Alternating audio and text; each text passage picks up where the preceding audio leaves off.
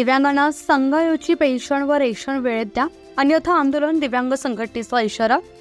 दिंडोरी तालुक्यातील पात्र लाभार्थी दिव्यांग बांधवांचं रेशन कार्ड ऑनलाईन करून अंत्योदय योजनेअंतर्गत स्वस्त धान्य दुकानात रेशन व संजय गांधी योजनेअंतर्गत पेन्शन वेळेत देण्यात यावी, अन्यथा पुरोगामी दिव्यांग सेवा समिती व प्रहार दिव्यांग क्रांती संघटनेच्या वतीनं तीव्र आंदोलन छेडण्यात येईल असा इशारा आज बुधवार दिनांक 11 रोजी निवेदनाद्वारे तहसीलदार मुकेश कांबळे यांना देण्यात आलाय।